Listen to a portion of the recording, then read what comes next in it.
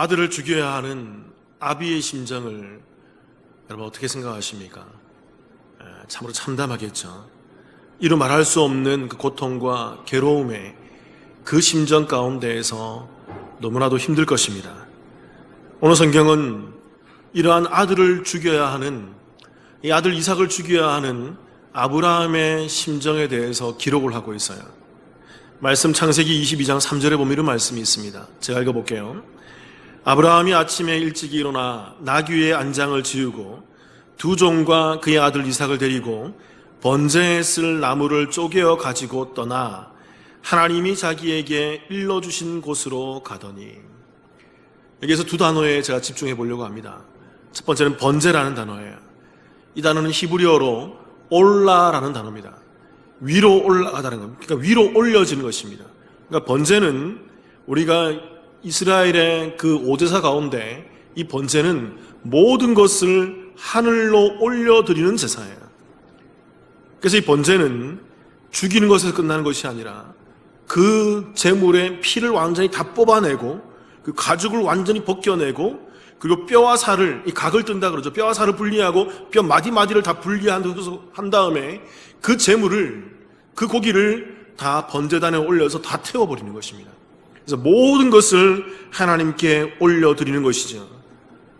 오늘 아브라함은 아들 이삭을 이렇게 번제로 드리려고 하는 것입니다. 그 심정이 어떨까요? 그리고 이 말씀에 보면 이 나무를, 번제에 쓸 나무를 쪼개었다라고 얘기하는데, 이 번제에 쓸 나무를 누가 쪼개고 있는 것입니까? 아브라함 자신이 쪼개고 있는 거예요. 여기서 이 쪼개다라는 단어가 히브리어로 바카라는 단어입니다. 바카. 이게 갈라지다, 쪼개다, 박살나다 그런 의미예요. 근데 이 단어가 피엘 동사로 기록돼서 히브리어로, 이것은 어떤 의미냐면 강조 동사입니다. 강조 능동형이에요. 그러니까 이게 어떤 의미냐면 아브라함이 이 자기 아들을 번제로 드리려고 하는 이 나무를 자기의 의지를 세우고, 억지로 의지를 세우고, 하기 싫은데, 정말 하면 안 되는데 억지로 그 의지를 세우고 그 감정을 추스려서 강조하면서 계속적으로 쪼개고 있는 모습을 이 쪼개다라는 단어가 나타나고 있다는 거죠. 자신의 자식을 번제로 드려야 하는 이 상황 가운데에서 마음을 다잡고 의지를 세워서 쪼개고 있는 이 아브라함의 심정이 어떨까요? 이것에 대해서 우리 침례교단의 아주 유명한 스펄전 목사님이 이런 말씀을 하셨어요. 이 구절에 대해서 이렇게 표현하셨어요. 아브라함이 도끼를 휘둘 때마다 장작은 갈기갈기 찢어졌다. 그러나 사랑하는 독자 이삭을 죽여야 되는 아비의 마음보다 더 모질게 갈라지지는 않았을 것이다. 참 탁월한 표현인 것 같아요. 아브라함이 그 장작을 쪼갤 때마다, 의지를 세워서 쪼갤 때마다 참 아브라함의 그 마음은, 그 장작은 갈기갈기 찢어졌을 거예요. 그러나 아브라함의 마음보다는 그 장작이 쪼개지는 것이 더하지는 않았을 거라는 거죠. 아브라함의 마음이 갈기갈기 찢어지면서 피가 철철 흘렀겠죠. 또 창세기 22장 4절에 보면 이런 말씀이 있습니다. 제3일에 아브라함이 눈을 들어 그곳을 멀리 본지라. 그러니까 아브라함이 자기가 있던 곳에서 모리아산까지 가는 길이 3일 길이라고 되어 있어요. 뭔가 예수님과 많이 닮아 있죠, 그죠? 3일 길인데 이 3일 길을 걸어가면서 아브라함의 심정이 어떠했을까요? 장작을 쪼개고 짊어지고 아들을 데리고 가는 이 아브라함의 심정, 3일 동안 아브라함은 어떤 마음을 가졌을까요? 동일하게 스펄전 목사님이 이 구절에 대해서 이렇게 첨언을 해놨어요. 아브라함이 걸어갔던 광야길은 적막했을 것이다. 그러나 사랑하는 자식을 죽여야 하는 그 아비의 마음보다 더 적막하지는 않았을 것이다. 3일 동안 참 적막한 길을 걸어갔겠죠. 광야였으니까. 그런데 그 길 가운데에서, 그 적막한 길 가운데에서 더 적막한 사람이 있더라는 것입니다. 그가 바로 누구라고요? 그 아비된 아브라함의 마음일 것이라는 거죠. 갈기갈기 찢어지면서 참으로 착잡하면서 낙담되고 근심되는 이 아브라함의 마음. 그리고 창세기 22장 10절, 이 표현이 참 대단하더라고요. 제가 한번 읽어볼게요. 손을 내밀어 칼을 잡고 그 아들을 잡으려 하니. 이제 아브라함은 그 아들을 번제 위에 올려놓고 결박한 다음에 손을 내밀어서 칼을 잡는 이 동작은 거의 하나예요. 히브리어 원어로 보면 와우 동사로 연결되어 있거든요. 그러니까 손을 내밀어서 칼을 잡고 아들을 잡으려고 하는, 단번에 죽이려고 하는, 한 번에 동시에 일어난 일이에요. 이 아브라함 참 대단하죠. 근데 여기서 여러분, 이 칼이라는 단어가 히브리어로 마케르트란 말인데, 이것은 그냥 칼이 아니에요. 작은 과도나 그런 칼이 아니에요. 도살할 때 쓰는 칼이에요. 도살용, 아주 날이 서 있고 아주 커다란 그런 칼을 말하는 것이 바로 마케르트, 여기서 쓰는 이 칼이라는 것입니다. 더 나아가 잡으려 하니 할 때 이 잡다라는 단어가 히브리어로 샤트란 말이에요. 샤트. 이게 죽이다, 학살하다, 도살하다의 의미가 있는 거예요. 그러니까 아브라함은 지금 어떤 것입니까? 아들을 결박하여서 그 번제단, 제단 위에 올려놓고 이 칼을 잡자마자 한 번에 죽이려고, 그래서 도살하고 이 아이를 번제로 바치려고 진짜 그러고 있었던 모습이라는 거죠. 진짜 번제로 잡으려고 했던 모습이라는 것입니다. 그때 하나님 말렸던 거죠. 그렇다면 여러분, 우리는 여기서 한 가지 이런 의문을 가지게 됩니다. 아버지가 아들을, 아니 아브라함은 왜 자기 자신 아들 이삭을 죽이려고 했는가라는 거예요. 그냥 신용만 한 것도 아니고, 하나님 하라니까 어쩔 수 없이 그냥 끌려가서 한 게 아니고요, 계속 의지를 세워서 그 능동적으로, 강조적으로 이 아이를 진짜 죽이려고 했다는 거죠. 하나님 말하지 않았으면, 하나님이 거두라고 말하지 않았으면 아마 이삭은 죽었을 거예요. 그렇다면 아브라함은 왜 이런 모습을 하는 걸까요? 첫 번째는요, 아브라함은 절대 믿음이 있었기 때문이라는 것입니다. 저는 이렇게 표현하고 싶어요. 절대 믿음. 믿음인데 그냥 믿음이 아니라 절대 믿음이에요. 절대로 완벽히, 완전히 하나님을 신뢰하는 믿음인 거예요. 우리 말씀 한번 같이 읽어보겠습니다. 22장 5절 같이 한번 읽어볼게요. 시작. 이에 아브라함이 종들에게 이르되 너희는 나귀와 함께 여기서 기다리라. 내가 아이와 함께 저기 가서 예배하고 우리가 너희에게로 돌아오리라 하고. 여러분, 여기서 좀 이상한 구절이 하나 있습니다. 이게 어떤 말이냐면요, 아브라함은 이제 종들과 함께 가다가 이제 종들을 남겨두고 그 하나님께서 말씀하신 그 모리아 땅에 있는 여러 산 중에 한 산, 그 예배하는 산, 그 경배하는 산에 올라갈 때 이렇게 얘기하는 거죠. 내가 올라가서 예배하고 돌아오겠다라고 얘기하는 거죠. 근데 여기서 이 예배하다라는 단어가 히브리어로 샤하라는 단어예요. 샤하. 이게 구부리다, 엎드리다, 경배하다는 말이에요. 이게 히브리어로 히트피엘 동사라는 것입니다. 히트파엘 동사라는 거죠. 이게 어떤 의미냐면 이게 죄기형이에요. 여러분, 죄기형 아시는 분도 있지만 잘 모르시는 분도 계시죠. 이게 무슨 말이냐면 이게 갔다가 다시 돌아오는 것을 죄기형이라 그러는 거예요. 그러니까 내가 예배하겠다라는 말은 뭐냐면 산 밑에서 예배하겠다는 말은 내가 예배하고 다시 돌아오겠다는 말이에요. 그런데 이 단어가 복수로 기록되어 있어요. 이게 이상하다는 것입니다. 그러니까 이 말을 우리가 수학 공식으로 좀 표현을 해보면요, 아주 간단해요. 수학식으로 우리가 표현할 수 있습니다. 2 빼기 1은 2라는 거예요. 아브라함과 이삭이 그 예배하는 산, 그 번제하는 산, 그 산에 아브라함과 이삭이 같이 올라가는데, 아브라함이 지금 뭘 얘기하냐면 무엇 때문에 올라갑니까? 번제 드리기 위해서, 아들을 잡기 위해서 올라가잖아요. 그래서 이삭은 거기서 죽는 거예요. 그런데 내려올 때는 아브라함 혼자 단수로 내려오는 것이 아니라 복수로 내려온다라고 그렇게 말을 하고 있다라는 것입니다. 이게 굉장히 의미 있는 단어예요. 절대로 우리가 일반적인 상식으로는 아들을 잡고서 둘이서 내려올 수 없습니다. 단수로 내려와야 돼요. 단수로 기록되어야 된다고요. 근데 아브라함은 여기서 복수로 얘기하는 것입니다. 우리 둘이 올라가서 한 명을 죽일 텐데 그러나 둘이 내려올 거야. 이게 앞뒤가 맞지 않는 구절인 거죠. 그렇다면 여러분, 아브라함은 왜 이런 이상한 이런 문법을, 이런 어법을 사용하고 있는 걸까요? 이 아브라함의 이 고백에 대해서 신약 성경인 히브리서가 정확히 답을 해주고 있습니다. 그래서 여러분, 우리가 신구약을 잘 살펴봐야 돼요. 히브리서 11장 17절을 보겠습니다. 제가 읽어볼게요. 잘 보세요. 아브라함은 시험을 받을 때에 믿음으로 이삭을 드렸으니 그는 약속들을 받은 자로 돼 그 외아들을 드렸느니라. 여기서 정확히 얘기하고 있죠. 아브라함은 뭘 받았다?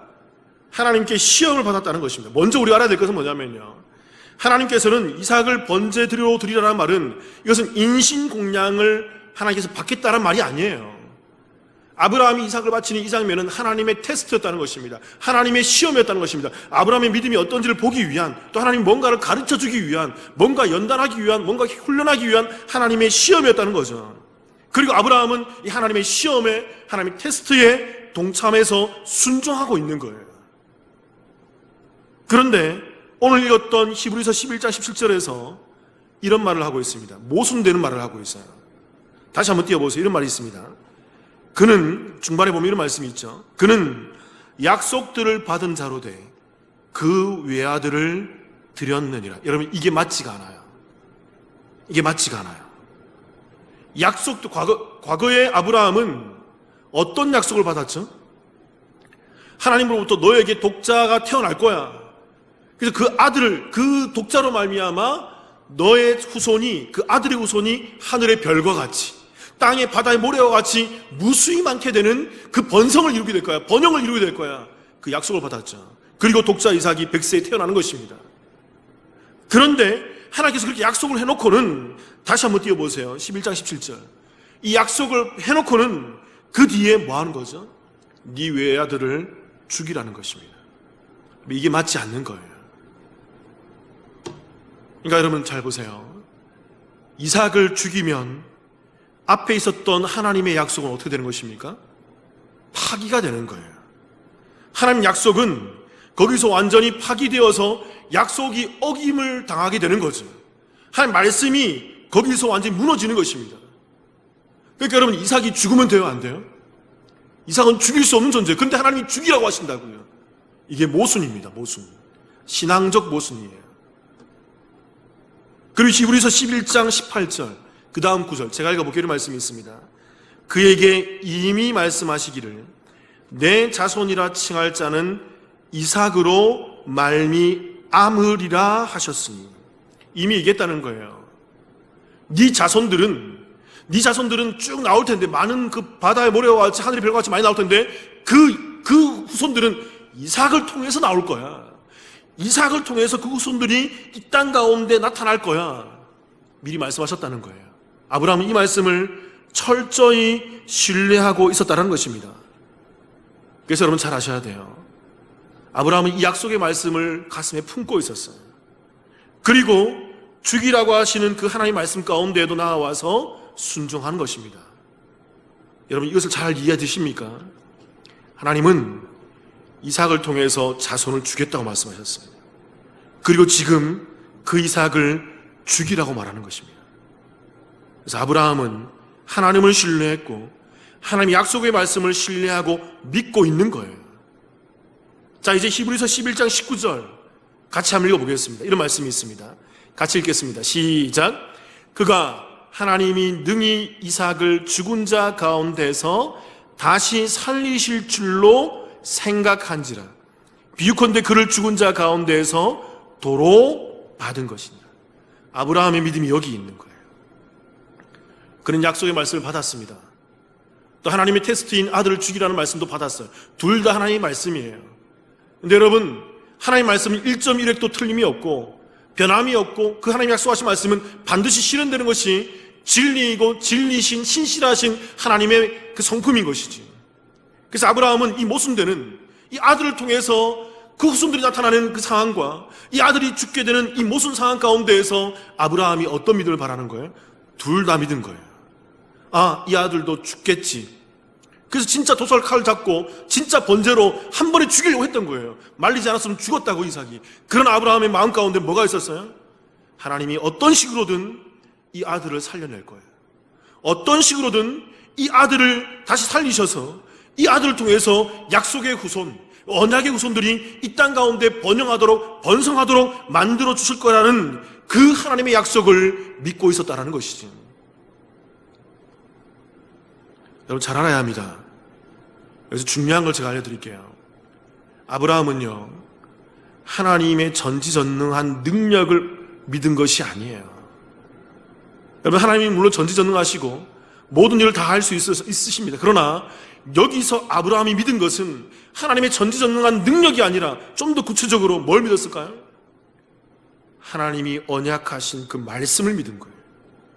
하나님 우리 가운데 말씀하신 그 언약, 그 약속의 말씀을 믿고 있었던 것이죠. 그래서 그 말씀을 신뢰하고, 그 하나님을 신뢰하고 있으니까 세상이 볼 때는 모순이고, 세상이 볼 때는 맞지 않는 구절이고, 세상이 볼 때는 정말 어긋나는 모습이지만, 약속의 말씀을 신뢰하는 아브라함에게는 모두 다 하나님의 말씀인 거예요.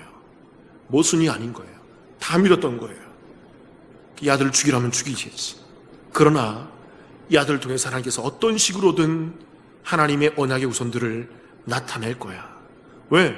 100세 때 이 아들을 얻었던 아브라함이 그 정도로 믿음의 훈련을 받아왔거든요. 이게 바로 제가 표현하는 절대 믿음인 것입니다. 하나님 약속을 어떤 상황 가운데에서도 신뢰하는 믿음. 사랑하는 성도 여러분, 우리가 하나님을 어떻게 믿어야 할까요? 무조건 하나님은 불가능한 일을 가능하게 하시는 분으로 믿어야 할까요? 물론 하나님 그러실 수 있는 분입니다. 전능하신 분이고 능력이 많으신 분이에요. 그러나 우리가 분명히 알아야 할 것은, 하나님은, 이걸 정확하게 기억하세요, 하나님은 약속의 말씀을 이루시는 분이라는 거예요. 그렇기에 우리는 그 하나님의 약속의 말씀을 알고 깨닫고 신뢰하고 의지하고 그 말씀을 믿어야 하는 것입니다. 그래서 그 말씀을 우리가 분명히 알고 깨닫고 신뢰하고 믿어야 하는 거죠. 그래서 그 말씀이 우리 안에 들어오면 그 말씀은 반드시 어떻게 되는 거죠? 이루어지는 거예요. 여러분, 이게 기도의 원리입니다. 그 말씀을 내가 충분히 깨닫고 알게 되고 그것을 대해서 믿어질 때, 그 믿음에, 그 말씀에 대해서 근거해서 내가 기도할 때 그 기도가 이루어지는 거예요. 반드시 이루어지는 거예요. 우리의 기도가 왜 이루어지지 않는 줄 아십니까? 하나님 말씀과 상관없이 내 뜻과 내 바람과 내 소원만을 구하기 때문에 그런 거예요. 하나님 말씀을 정확하게 이해하고 그 말씀 가운데 근거해서 내가 드려지는 그 기도는 하나님께서 반드시 이루어 주시는 것이죠.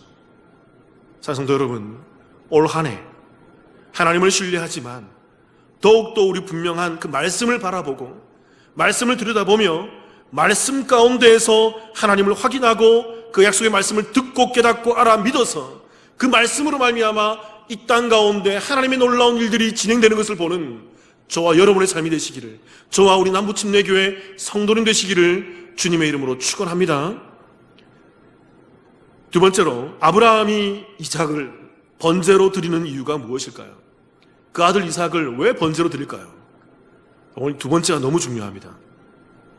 자, 이 신년의 이 말씀을, 두 번의 이 말씀을 준비했던 핵심이 오늘 이 말씀 두 번째에 있어요. 따라해볼게요. 아브라함은 복음을 알았다는 것입니다. 아브라함은 복음을 알았다는 거예요. 그러니까 아브라함이 이삭을 번제로 드리는 이유 두 번째는 복음을 알았다는 거예요. 우리 말씀 창세기 22장 14절을 같이 한번 읽어보겠습니다. 같이 읽어보겠습니다. 시작. 아브라함이 그 땅 이름을 여호와 이레라 하였으므로 오늘날까지 사람들이 이르기를 여호와의 산에서 준비되리라 하더라. 이 말씀 잘 아시죠? 하나님의 이름인 여호와 이레라는 것입니다. 자, 질문 드려볼게요, 여러분. 여러분들은 여호와 이레라는 이 말을, 이 하나님의 이름을, 이 하나님의 성품이 담겨있는 이름을 어떻게 이해하고 있습니까? 일반적으로 이렇게 이해하는 분들이 많이 있어요. 하나님께서 이삭을 위해서 어린 양을 예비해 주셨듯이 나도 하나님께 절대 믿음을 보이고 순종하고 내가 하나님의 말씀을 따라가면 하나님께서 내 삶 가운데 피할 길을 열어주실 거예요. 그래서 내가 그 고난 가운데 피하고 어려움 가운데 피해서 내가 여호와 이레 하나님으로 말미암아 내 삶이 평탄해지고 안전해지고 온전한 길로 나아갈 수 있게 될 거야 라고 그렇게 믿고 있는 분들이 대부분이라는 것입니다. 그래서 여호와 이레, 주께서 내 길을 예비하신다, 주님께서 내 길을 미리 알고 그 모든 길로 인도해 주신다. 과연 이게 그런 말일까요, 여러분? 그 정도밖에 안 되는 그런 말일까요? 먼저 우리는 단순히 여호와 이레가 담고 있는 의미보다는 성경이 이 단어를 어떻게 고백하고 있는지를 성경 안에서 분명히 살펴봐야 됩니다. 정확히 기록되어 있어요. 오늘 본문 14절에 보면 뭐라고 해석하고 있습니까? 창세기 22장 14절 제가 한번 읽어볼게요. 여호와 이레를 뭐라고 해석하고 있는지를 잘 보세요. 아브라함이 그 땅 이름을 여호와 이레라 하였으므로, 그리고 그 다음에 뭐라고 기록했습니까? 오늘날까지 사람들이 이르기를 여호와의 산에서 준비되리라 하더라. 한글 성경도 잘 번역했어요.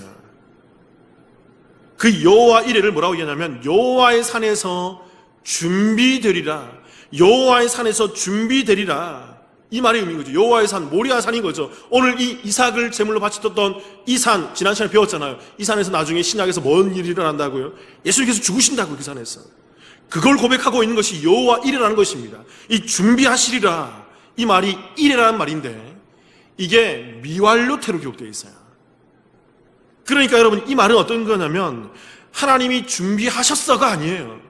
하나님이 양을 준비해 주셔서 내가 아들 이삭을 죽이지 않았다, 그것을 감탄해서 고백하는 단어가 아니라는 거예요. 미완료태예요. 아직 완성되지 않았어요.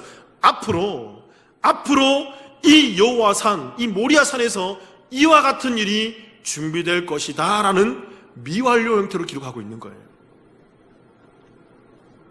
그리고 더 정확히 말하자면 이 히브리어로 이레라는 단어는요, 히브리어로 그 원형이 뭐냐면 라라는 단어입니다. 라. 이레의 원형은 라예요. 이 라라는 단어는 보다, 본다라는 단어입니다. 그래서 이 말은 정확하게 뭐냐면 보게 될 것이다 라는 말이에요.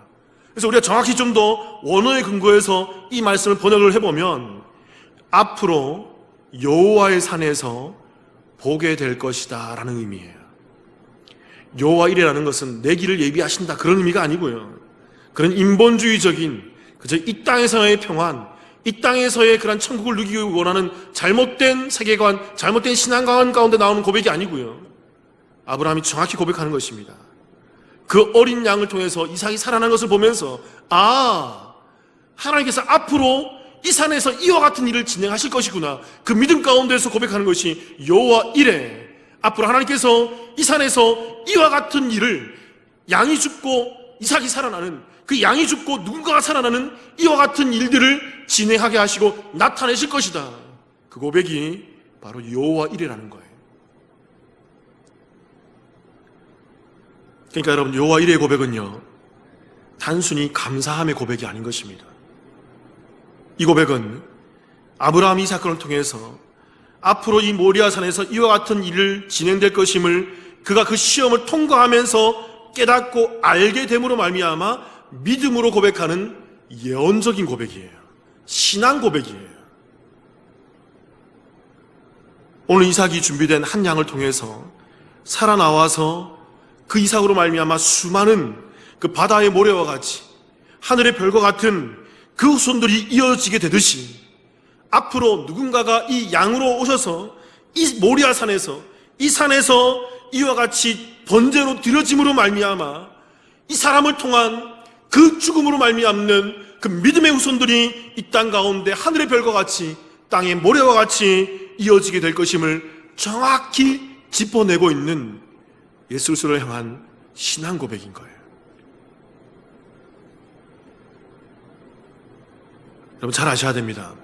아브라함은요, 하나님께서 이삭을 통해서 그의 후손들을 만들 것을 믿고 있었습니다. 이 절대 믿음이었다 말씀드렸죠. 그리고 그 이삭을 죽이라는 말씀도 그는 순종하고 따랐어요. 모순이었잖아요. 이 모순된 이 사회 속에서 그는 하나님께서 어떤 식으로든 이삭을 죽이고 살리고 진행할 것임을 믿고 있었던 것이죠. 그것이 바로 양을 대신해서 죽이고 살리는 이 모습이었다는 것입니다. 그래서 아브라함은 이 하나님의 시험 속에서 하나님의 마음을 이해한 거예요. 하나님이 왜 이렇게 하시지? 왜 말도 안 되는 이 일을 나한테 진행하시지? 그러면서 하나님의 마음을 충분히 이해한 거죠. 그리고서 하나님의 마음을 알게 되어서 하나님께서 앞으로 이곳에서 이와 같은 일을 진행하려고 내게 이 일을 진행하시는 거구나. 그래서 나를 통해서 이 일이 앞으로 진행될 것을 예표적으로, 상징적으로 나와 이 이삭을 통해서, 이 양을 통해서 보여주고 있는 것이구나라고 알게 된 것입니다. 그리고서 고백하는 것이 여호와 이레, 여호와의 산 이곳에서 이와 같은 일이 진행되는 것이 볼 것이다. 그 고백을 하고 있는 거예요. 창세기 22장 14절을 한번 다시 한번 보겠습니다. 제가 한번 읽어볼게요. 아브라함이 그 땅 이름을 여호와 이레라 하였으므로 오늘까지 사람들이 이르기를 여호와의 산에서 준비될 것이다 라고 고백하고 있더라는 것입니다. 언제까지? 오늘날까지. 여러분, 이 오늘날까지가 언제까지일까요? 언제일까요? 창세기는요, 누가 기록했죠? 하나님이 기록했지만 실질적으로 누굴 통해서 기록했습니까? 모세를 통해서 기록했어요. 그래서 모세가 출애굽해서 광야 여정 가운데 모세 오경, 창출 내민신 이 모세 오경을 기록했다고요. 그러니까 그때까지 모세가 그 출애굽해서 광야 생활하는 그때까지, 그때 출애굽했던 그 이스라엘 백성들이 그때까지 이 고백을 하고 있더라는 것입니다. 어떻게 해요? 미왈로 들어요. 아, 하나님께서 과거에 우리 조상 아브라함을 통해서 양을 준비해 주셨어라고 고백하는 게 아니고요. 그들이 그때까지도, 수백 년이 지난 그때까지도 뭐라고 고백하냐면 앞으로 그 산에서, 그 모리아 땅 하나님의 산에서, 그 예배하는 산에서 하나님이 그 일을 진행하실 거야. 그 일을 나타내실 거야. 그것을 보게 하실 거야 라고 그때까지도 미왈로테로 고백하고 있더라는 것입니다. 그 양이 누구죠? 아브라함 이후 2000년 뒤에 오실 바로 그 예수 그리스도, 그 모리아 산에서 죽게 되는 그 예수 그리스도, 이 땅 가운데 어린 양으로 오신 그 예수 그리스도를 정확히 가리키고 있는 구약 속에 등장한 복음의 메시지인 거예요. 창세기 22장 13절 제가 한번 읽어볼게요. 이런 말씀이 있습니다. 아브라함이 눈을 들어 살펴본즉 한 순양이 뒤에 있는데 뿔이 수풀에 걸려 있는지라.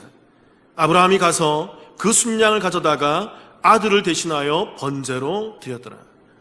여러분, 예수님의 모습이 거의 다 담겨 있어요. 여기 그 양이 어디에 걸려 있어요? 뿔이 걸려 있어요? 수풀에 뿔이 걸려 있죠. 나뭇가지에.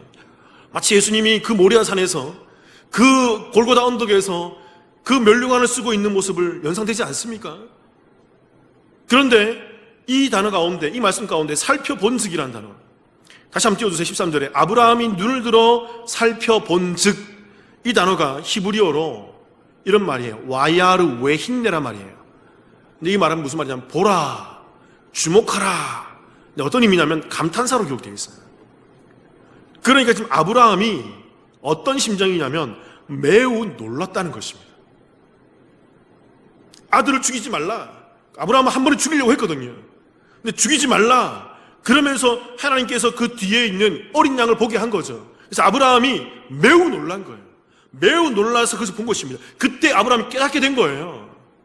아, 하나님께서 이 시험을 내게 한 이유를 그 아브라함이 깨닫게 되어서 감격하고 있는 거죠. 아, 이것이구나. 이게 그 감탄사예요. 살펴본즉, 아, 이것이구나.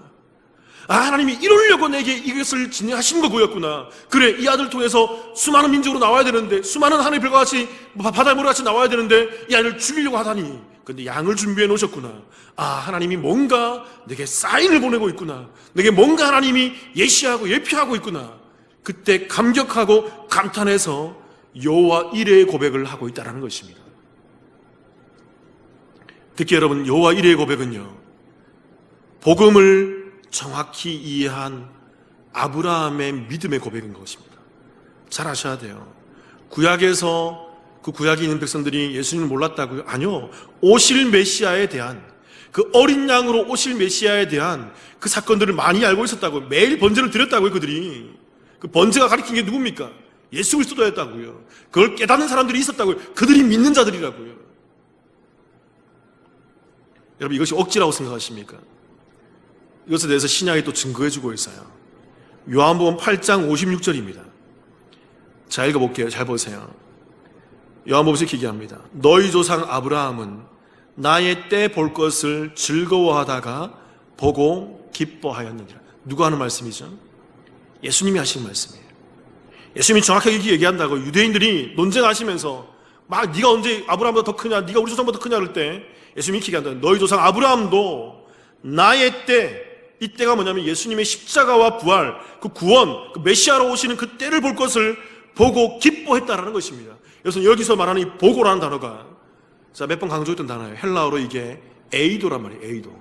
보다, 알다, 인지하다. 계시록에 자주 나왔던 단어 기억하시죠? 이게 경험에 근거한 거라고. 그러니까 아브라함이 예수님의 십자가와 부활의 때를 보고 깨닫고 알게 되고 그 예수님이 오게 될 것이라는 것을 하나님의 사인을 통해서 경험했다는 것입니다. 예수님과 아브라함의 시간적 간격은 2000년이에요. 그런데 이 아브라함이 어떻게 이 십자가의 부활의 때를 알 수 있었습니까? 바로 오늘 이 사건인 거죠. 이 사건을 통해서 죽어야 할 이삭 대신에 양이 죽고 이삭이 살아나는 그 모습을 통해서 하나님의 뜻을 감격하면서 감탄하면서 깨닫게 된 거예요. 그래서 그가 믿음의 고백을 하는 것입니다. 여호와 이레 미왈로테로. 앞으로 이 산에서, 이 여호와의 산에서, 이 예배드리는 이 산에서 예배가 진행될 것인데 진짜 그 예배의 완성으로, 그 진짜 성전의 완성으로 그 양이 올 것이야. 하나님 내게 이것을 보여주셨어. 그래서 고백하고 있는 거죠. 모세 시대까지도. 갈라디아서 3장 8절을 볼까요? 제가 읽어볼게요. 또 하나님이 이방인을 믿음으로 말미암아 의로 정하실 것을 성경이 미리 알고 먼저 아브라함에게 복음을 전하되. 먼저 아브라함에게 뭘 전했다고요? 복음을 전했다고요. 여러분 이 단어가 헬라어로 이게 유앙겔리조란 말입니다. 유앙겔리조. 이게 복음이에요. 그 신약 성경에서 다 예수님의 십자가와 부활을 얘기하는 그 좋은 소식, 기쁜 소식, 그 복음, 굿뉴스, 바로 그걸 얘기하는 거라고요. 그러니까 하나님께서 먼저 아브라함에게 이 좋은 소식, 기쁜 소식, 그 메시아가 올 거야, 구원주가 올 거야, 너희의 그 메시아가 이 땅 가운데 올 거야, 완벽한 자손으로, 완전한 자손으로, 그 온전한 성전으로 이 땅 가운데 오게 해줄 것을 깨닫게 해주었다는 것입니다. 그래서 아브라함은 그 오실 메시아를 구약에서 믿고 그 복음을 받아들이고 그 믿는 믿음을 가진 자였다는 거죠. 오실 메시아에 대한, 이게 믿음이에요. 구약적 믿음이라고요. 그래서 여러분, 한 성경학자가 이 모리아 산에 대한 이 사건을 깊이 묵상한 후에 다음과 같은 고백을 했습니다. 저는 이 말이 맞다고 생각합니다. 아브라함은 앞으로 오실 메시아를 보고 믿음의 조상이 되어 믿음으로 살아갔고, 이게 믿음입니다. 구약적 믿음이에요. 그리고 초대교회 성도들은 이 땅에 오신 메시아를 직접 보고 믿음으로 살아갔습니다. 이게 초대교회의 믿음이에요. 그리고 우리는 그 2000년 전에 오셨던 그 메시아를 보고 믿음으로 이 땅을 살아가야 한다는 거예요. 예수님 이전 2000년 전에 아브라함은 2000년 뒤에 오실 메시아를 바라보면서, 언제 올지 몰랐겠죠. 그러나 그 메시아를 바라보면서 믿음을 가졌고, 그 2000년 뒤에 예수님이 오시자 그 초대교회 사람들은 그 오신 메시아를, 십자가와 부활을 보면서 그 믿음을 가졌고, 그 2000년 뒤에 우리는 또다시 그 예수님이 오셨던 메시아를 바라보면서 그 믿음을 가지고 이 땅을 살아가야 한다는 것입니다. 그게 믿음이라는 거예요. 그래서 성도 여러분, 우리는 예수 그리스도를 바라봐야 합니다. 이게 믿음입니다. 신구약, 과거나 지금이나 공히 이 예수 그리스도가 빠지면 믿음이 아니에요. 믿음을 가져야 돼요. 그리스도를 보는 믿음. 그리고 우리는 이 성경을 통해서 예수 그리스도를 정확히 봐야 하는 것입니다. 모든 성경은요, 제가 앞으로 올 한 해, 특별히 수요일 날 나오시는 분들께는 제가 계속 예수 그리스도에 대한 얘기를 계속 할 겁니다. 구약적 예수 그리스도, 구약에 나타난 예수 그리스도. 제가 조만간 또 도피성에 대한 얘기를 할 거예요. 다 예수 그리스도 나옵니다. 정확히 기록되어 있어요. 너무나도 정확해요. 그래서 여러분, 구약에는요, 예수 그리스도가 이 땅 가운데 오실 것이고, 이 땅에 번제로 드릴 것이고, 이 번제의 모습을 담고 있다고. 그 신약에서는 예수님이 이 땅에 오셔서 번제로 드려졌다고. 그래서 우리 가운데 그 구원주로 오셨다라고 기록하고 있는 거죠. 그래서 여러분, 우리는 말씀 속에서, 신앙 속에서 그 예수 그리스도를 바라보며, 나를 구원하신 그 주님을 바라보며 그 믿음을 세우고 그 구원 가운데에서 이 땅을 살아가야 하는 것입니다. 사랑하는 성도 여러분, 말씀 속에서 예수 그리스도를 보시길 바라요. 말씀에서 딴 거 바라지 마세요. 우리 사업 잘 되게 하는 거, 내게 복 받게 하는 거, 그저 나에게 건강을 주게 만드는 그 복된 그런 이 땅의 복만을 바라보고 있는 그런 관점에서 말씀을 들여다보면요, 말씀이 항상 엉뚱하게 보여요. 여호와 이래도 다르게 해석된다고요. 그러나 그리스도 중심 안에서, 그 복음 중심 안에서, 그 메시아 중심 안에서 이 말씀들을 찬찬히 들여다보기 시작하면 그 속에서 예수 그리스도밖에 보이지 않는 것입니다. 노예 해방을 이루었던 에이브람 링컨이 있습니다. 링컨이 그 괴한에 의해서 암살자의 총형에 맞고 죽음을 맞이하게 되었죠. 그때 이 링컨의 장례식이 온 나라 가운데, 미국 가운데 진행되고 있었습니다. 그리고 링컨을 태운, 이 시체를 태운 이 운구차가 백악관을 나와서 펜실베니아 애비뉴를 막 거치면서 돌고 있을 때 많은 사람들이 나와서 줄을 지어서 링컨의 죽음에 대해서 눈물을 흘리며 애도를 표하고 있었어요. 그때 많은 흑인들이 와 있었는데 그 중에 한 흑인이 갑자기 튀어나온 것입니다. 그 줄 가운데, 대열 가운데에서. 운구차가 천천히 가고 있는데 그 외국은 관을 열어놓잖아요. 시신이 보이잖아요. 운구차가 지나가고 있는데 자기 아들을 데리고 나서 한 흑인이 운구차가 지나가는 그곳을 번쩍 들어서 아들에게 링컨의 시체를 보여주는 거죠. 그리고 이렇게 얘기했다는 것입니다. 아들아, 저 사람을 봐라. 저 사람을 봐라. 우리가 바로 저 사람 때문에 살아나는 거야. 저 사람 때문에 우리가 살아있는 거야. 저 사람이 정말 좋은 사람이란다. 너는 기억해야 돼. 저분 덕분에 우리가 살아있는 거야.